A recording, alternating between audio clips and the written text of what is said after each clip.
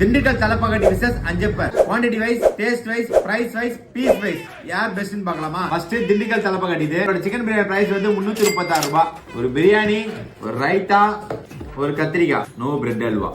Next இதோட weight check பண்ணிடலாம். 0 பண்ணியாச்சு. 595 கிராம்ஸ் இருக்கு. நெக்ஸ்ட் எத்தனை பீஸ் இருக்குன்னு பார்க்கலாம். Piece 1, piece 2. அஞ்சப்பர் பிரைஸ் வந்து 293 ரூபாய். ரைத்தா, கத்திரிக்காய், ஒரு பிரியாணி.